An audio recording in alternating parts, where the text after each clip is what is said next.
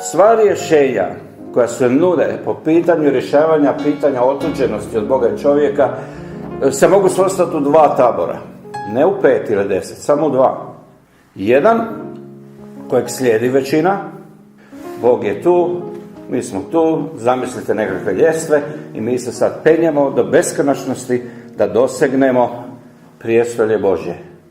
Koliko imamo šansa uspjeti u tome ili ne, to je sad drugo pitanje, ali većina religijskog svijeta, pa usudio bi se reći da čak i pod okriljem kršćanstva, služe Bogu na takav način, stalno se propinjući da dosegnu do Boga, nikad sigurni i mnogi umirući i ne znajući jesmo li mi odradili taj postotak koji bi trebamo odraditi da bi nas Bog eventualno primio. Druga poruka jest da Bog je toliko veliki, savršen, svet, nedostižan, ali u isto vrijeme toliko dobar i s toliko razumijevanja prema našemu stanju i situaciji grijeha, da u biti sam je kao rekao, ne mogu oni to riješiti. Suludo je očekivati da se oni penju uz planinu Sinaj, jer nikad neće doći do vrha. Nego zbog toga ja ću učiniti nešto. Ja ću se spustiti dolje. I to je on učinio po sinu svome. Spustio se u tu našu prljavštinu, kakva god prljava jest, i u toj prljavštini nešto odradio što, vjerujte mi, koliko god da se teolozi mučili da objasne to, još uvijek smo mi u našim tumačenjima na razinama metafore, jer činimo najbolje što možemo da shvatimo to veliko djelo. Kako može Bog, kojemu to nije bilo potrebno, žrtvovati se do te mjere da se spusti na razinu gdje je gažen i pljuvan i maltretiran na sve moguće načine i onda pribije na onaj križ i mogao je da je htio. Mogao je prstom kliknuti, mogao je izreći riječ i cijela bi se stvarnost okrenula i vjerujte mi, dok su ga vodili na onaj križ, mogao je pobiti cijeli svijet, mogao je pobiti sve one Rimljane, sve one Židove koji su mu se rugali i jednostavno se osloboditi tog križa i moćno pokazati svima ko je gazda ovdje. Ali nije to on učinio. Nije pokazao tko je gazda na takav način, nego dozvolio da do kraja bude ponižen. I onda na taj neki način koji je jednostavno, to zovu tajna, tajstvo, kroz tu smrt svoju i kroz uskrsnuće, stvorio taj neki nebeski mehanizam spasenja, da tako kažem. Da, kao da je rekao, vi ne možete, ali prihvatite tu činjenicu da sam se ja spustio na vašu razinu i kroz to sam vas izbavio z blata i samo mi vjerujte, imajte povjerenja u mene. Ako ćete imati povjerenja u mene, bit će dobro. To je bit, suština evanđelja. Ovo je važno naglasiti, da je spasenje za nas učinjeno od strane Boga od početka do kraja. Pa čak i kad se mi zataknemo, koji to znamo u situaciji nesigurnosti, pa smo negdje zglajzali u nekom trenutku, pa nam Duh Sveti svjedoči, znaš šta, daj dođi ti s time pred Boga. Traži ga za oproštenje. Mi rijetko idemo tim putem. Mi prvo pokušavamo se nekako sami iskoprsati iz naše situacije. Zar nije tako? Pokušavamo nekakve mentalne igre voditi, da nekako nekim umnim vježbama mi nekako riješimo problem naš. Da bi na kraju ipak shvatili, ne mogu ja to. Ipak na kraju bez moga Isusa ne mogu ja to. Na kraju mi uvijek samo Isus ostaje. Uvijek samo Isus ostaje. Uvijek samo Isus ostaje. Ja sam pitao na Facebooku jednoj grupi gdje su se tako neki razgalamili o bezgrešnosti posljednje generacije. Pa velim, dobro, nisam želio nekoga uvrijediti, ali dajte mi recite vi koji te diskutirate, nek neko iziđe naprijed i kaže ja sam uspio. Ja sam uspio, pa nam pokažite kako ste to uspjeli. Da, zaista možete reći u ovom trenutku, Bog mi ništa ne može prigovoriti. Svi su šutjeli, zaobišli i dalje nastavljaju. Ali niko na to pitanje da odgovori, da mi neko kaže, evo ja sam, hvala Bogu, milošću Božjem, ja sam bez grijeha sada. Nijedan se ne usudi to reći. Ne usudi se reći zato što nije. Ja sam znao nekad kad sam radio kao pastor u Australiji, kad sam propovijedao evanđelje, znao reći propovijedalice, dajte vi recite meni koji ste 80 godina stariji, 85, koji hodite s Gospodom već 45 godina, da li se osjećate svetije danas nego što ste se osjećali prije 40 godina? Pa ljudi pošteno kaže, pa osjećali smo se onda kad smo bili prvo ljubavi s Kristom svetije nego danas. Sigurno ne. Zato je to realno života. Nemojte sad krivo me razumjeti, jer ću objasniti za trenutak. Ja s time ne opravdavam grijeh. Ja govorim samo o činjenici. Da kada bi zaista o nama ovisilo da mi dosegnemo nekakav stupanj svetosti, bez obzira na koji način, mi bi bili u jako jadnoj situaciji i umirali bi nikad sigurni. Nikad sigurni. Ako bi to na kraju trebalo da mi svojim karakterima dokažemo Božju dobrotu. Ljepota evanđelja je da je usprkos nas samih, još kao što kaže, kad smo bili griješnici, čak kad pojma nismo imali o našem vlastitom stanju, Krist je obavio posao. Samo čeka da nam Duh Sveti otvori oči, da mi to zgrabimo vjerom. 100% je spasenje odrađeno, da tako kažem, Isusom Kristom. Pa zbog toga su se i podvojili tamo prije nekih 500-600 godina kad je reformacija došla, Martin Luther i još određeno društvo. Zbog toga su na kraju se i podvojili od najveće crkve, jer je upravo to bilo pitanje, zato što je ona velika crkva htjela reći, mi jesmo spašeni milošću Kristovom, ali znate šta, Bog je dao tu svoju milost nama da mi to porazdijelimo na najbolji način pod određenim uvjetima.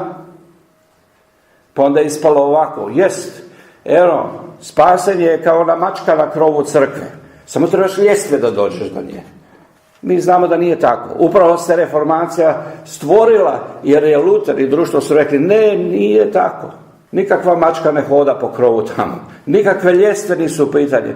Nego Bog se spustio u tvoju proljaču, tvoje sanje i prihvatio te potpunosti do kraja kakav god jesi. Do kraja. 100%, 150%, 200%, ali ne 98% ili 75% ili 51%. Ne ostavljajući nas nikad u situaciji da moramo reći, brate, jesi li spašen? Pa ne znam, trudim se. Ako uspijem. Nije to naš Gospodin učinio nama tako da nas konstantno ostavlja u situaciji gdje mi nikad nismo sigurni, nego je do kraja odradio. Trebamo imati na umu da je naš Gospodin, ono što na engleskom veli, he's in business of saving. Njegov posao je spasiti nas. Moje duboko uvjerenje da kad taj dan dođe, kad se pojavimo pred Kristom i kad budemo svjedoci na ovaj ili na onaj način, oni posljednji događaja, kad se bude raščlanivalo tko je tko i tko je gdje, da oni koji će biti izgubljeni moći će samo sebi zahvaliti svoje tvrdoglavosti.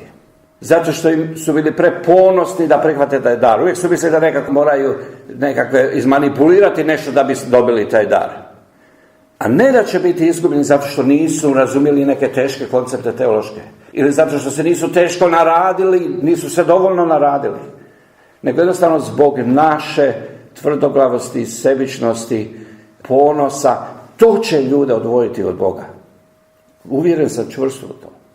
Sad onda neko može pitati, pa dobro, kad je tome sada tako, ajmo sjest, dići noge u zrak, hvala ti Gospodine na tom velikom spasenju. I ja se sad ne mičem dok ti ne dolaziš. Uživam, dosađujem se. Ne. Dajte mi recite, da vam neko učini nešto što je od životnog značaja, recimo, ja ne znam, bili ste dužni ogromne novce ili čovjek vas je izvukao iz smrskanog automobila, sve razbijano, nikome nije jasno kako ste vi preživjeli, napola mrtvi, on vas izvuče van na cestu, odvedu vas u bolnicu, za 2-3 dana vi ste živi, radosni na nogama i otresite se mu, lijepo, fino, idemo dalje. Baš me briga ko je to napravio. Ma ne bi, ako sam normalan, onda ću nekako živjeti uz nekakvim činom zahvalnosti prema toj osobi. Prepoznaću to djelo spasenja koje je ta osoba učinila u odnosu na mene u ovim zemaljskim okvirima. Neću biti tvrdoglavi i reći baš me briga, ja sam idem svojim putem. A kamoli kad je riječ o nečemu kao što je život vječni, spasenje. Dakle, ono na što nas Krist poziva, i Pavao, ovdje sam malo prije pročitao, kad mi znamo što je Gospodin učinio za nas, on nas tada osposobljava da budemo njegovi ambasadori. On nas poziva na jedan drugčiji život i poziva nas na jednu drugčiju misiju od koje smo imali prije. Ali sve to dolazi kao nekakva posljedica onoga što se prije toga dogodilo. Posljedica toga da smo osvješćeni Duhom Svetim o veličini Kristovoj, o onome što je on učinio za nas. I reći ću vam iskreno, pa čak i kad smo osvješćeni o tome, nikad nismo do kraja. Čak i u onom stanju nikad nismo do kraja zahvalni. Ali ipak, činjenica je da postoji uzročno-posljedična veza između onoga koji je na križu visio i usudio se reći oprosti im oče jer ne znaju što čine, i pozivu da i mi imamo isti odnos prema onima koji su oko nas.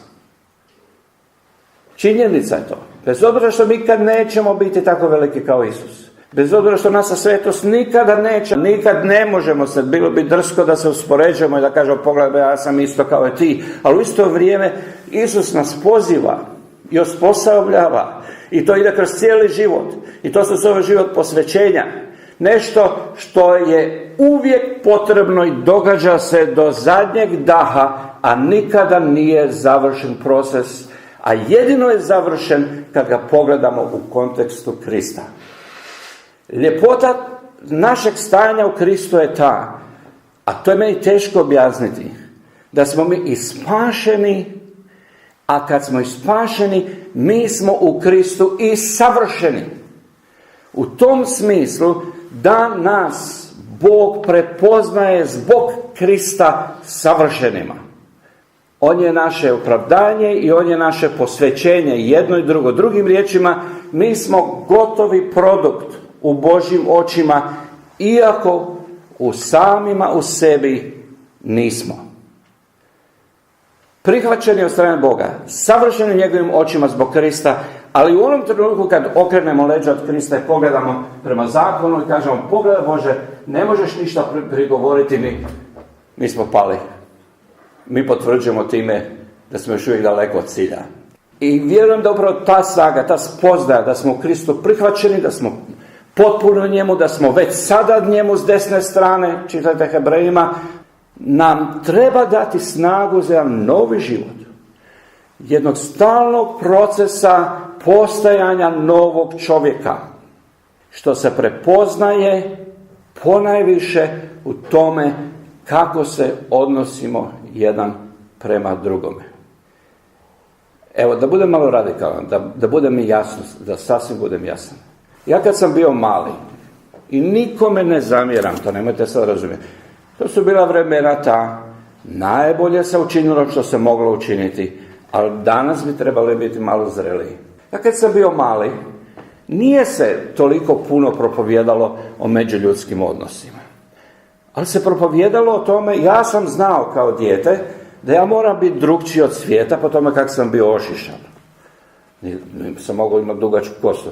Kad sam se malo zbunio, malo kasnije, bio sam, onda sam 1-2 godine imao fazu kad sam imao dugačku kosu, ali razumijete što hoću reći. Trebalo se znati da sam kršćanin jer ja ne plešem. Trebalo se znati, našim sestrama su kršćane jer nemaju najlon čarape. To su bila ta vremena.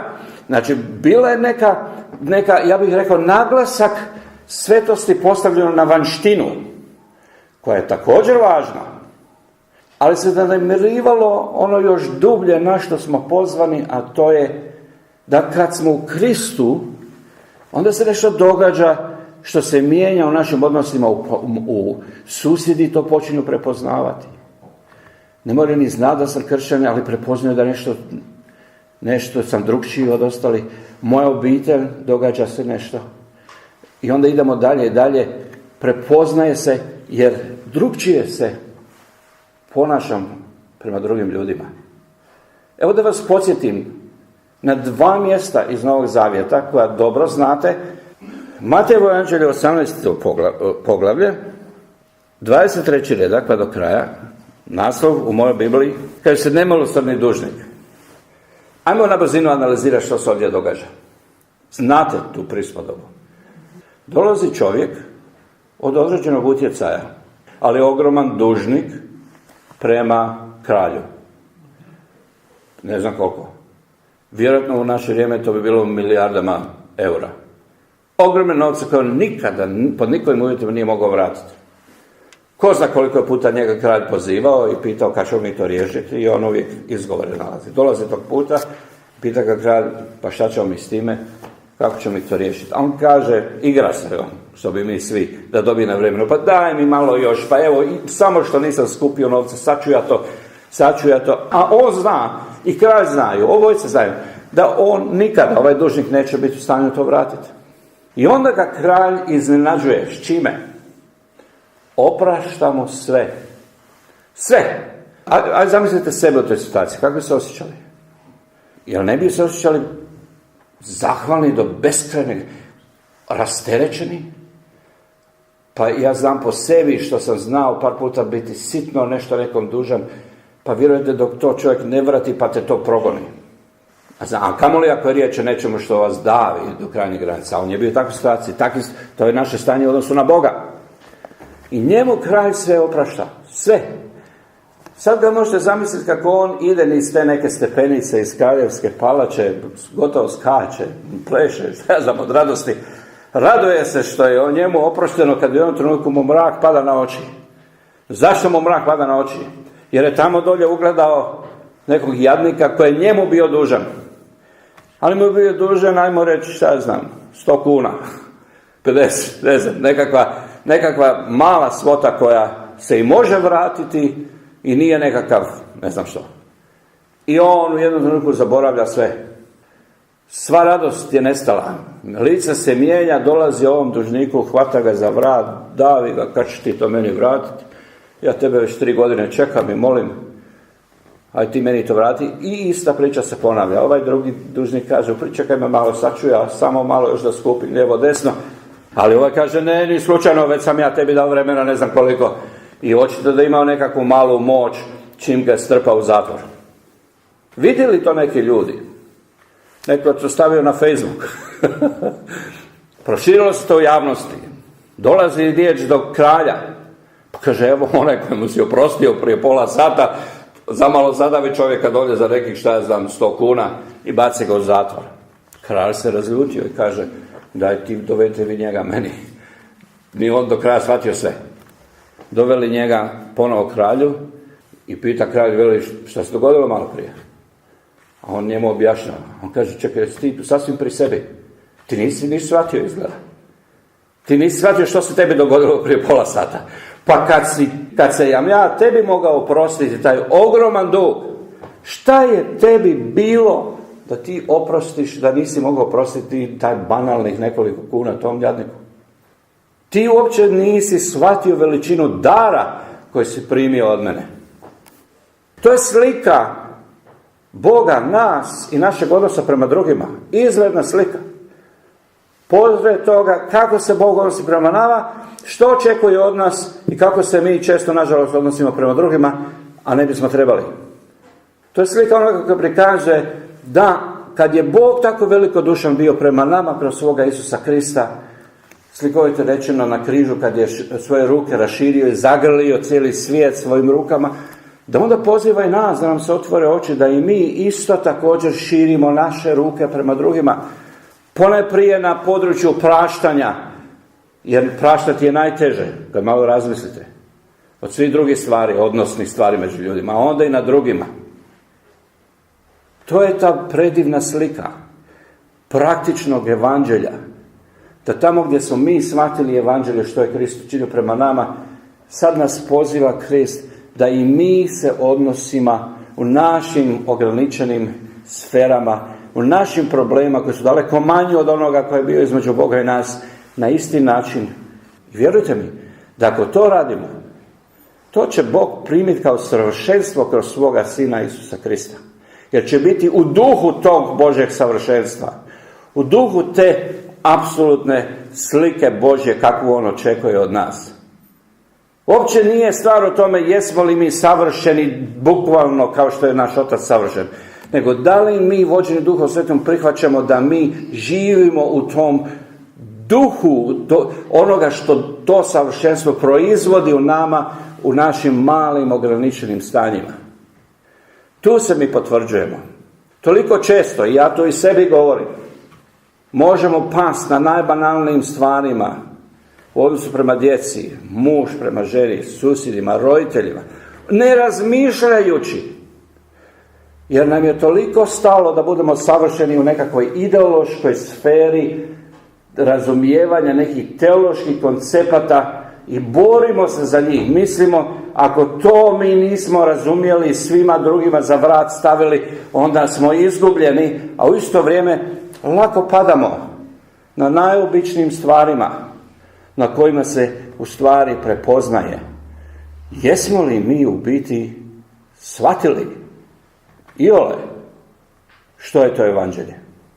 Ivan, on kaže u svojim poslanicama, ja parafraziram sad to, neki kažu ja volim Boga, a ne vole bližnjeg, brata svoga. Kaže licemjeru, kako ti možeš voliti Boga kojeg ne vidiš, a ne voliš brata svoga koji je pokraj tebe? Drugim riječima on kaže, jedini legitimni pokazatelj koliko mi volimo Boga jest koliko mi volimo naše bližnje. Drugo je sve apstrakcija. Drugo su sve koncepti. I ne bih volio da me neko razumije krivo. Ja ne kažem da doktrine nisu važne. Apsolutno ne. Ja ne kažem da teološka tumačenja istina nisu važne. Jesu. Jer i mi moramo imati neke zdrave koncepte razumijevanja o čemu mi to govorimo. I mi moramo nekako formulirati, izjasniti se i objasniti. Dakle, dokle god moramo, dokle nam i treba i teologija, i doktrine, i ne znam kako sve to nazovemo. Međutim, stvari treba staviti na svoje mjesto. Nije nam to Bog dao zato da bismo se mi nadimali, dokazivali, pa uhvatili se oko nekakve perifernih stvari i onda tvrdili, ako ovaj periferni dio nemamo, onda smo izgubili spasenja. U isto vrijeme, sve ono osnovno može padati u vodu. Ovo što ja vama sam podijelio, ja to volim podijeliti na raznim stvarima, pa čak i s mladim studentima s kojima ja radim svakog ljeta, kad im govorim što znači biti praktičan sljedbenik Isusa Krista, onda im govorim o ovim sličnim stvarima. Neki su od njih katolici, neki su pravoslavni, neki su ne znam što drugo. Trebaju oni svi shvatiti na svojim područjima da nije ono što će oni napraviti za Božić, Uskrs i šta ja znam, što ih čini kršćanima, nego jesu li oni prepoznali Krista o tome kako se odnose među jedni drugima. A to se i na nas odnosi. Nismo mi tu u nekoj puno boljoj situaciji. Svi smo mi još uvijek na ovoj zemlji. Sjećate li se također i onih biblijskih tekstova iz 25. poglavlje Matejevo, gdje se isto daje slika suda, dvije grupe ljudi i kralj poziva, to je slika suda, Bog je tu, dvije grupe ljude, jednima kaže on s onima sa desne strane, dođite, uživajte u mojoj radosti. Zato jeste jako dobro razumjeli pitanju o savršenstvu zadnje generacije. Nije im to rekao. Ili da mi je rekao, evo zato što ste razumjeli svako proročanstvo bez ikakve pogreške. Nije im to rekao. Nije im čak ni rekao, iako je to presudno, zato što ste ispravno vjerovali u mene. Nego je rekao, zato jer kad sam bio bolestan, posjetili ste me. Kad sam bio u zatvoru, posjetili ste me. Kad sam bio u ovoj potrebi, u ovoj potrebi, 10. potrebi, kad sam bio gol, odjenuli ste me. Znači, kad bili ste tamo uz mene. A oni kažu, pa kad smo mi to, Gospodine, tebi učinili? A onda on kaže važnu istinu. Kad god ste učinili tako nešto jednom od najmanjih, onda ste meni učinili. Drugim riječima, i on kaže ono što je Ivan rekao. Kad ste voljeli ste mene kroz te ljude. I onda kaže onima s lijeve strane, idite od mene. Jer kad sam bio bolestan, niste došli posjetiti me. Kad sam bio u zatvoru, niste me obišli. Kad sam bio žedan, niste me napojili. Kad sam bio gladan, niste me nahranili.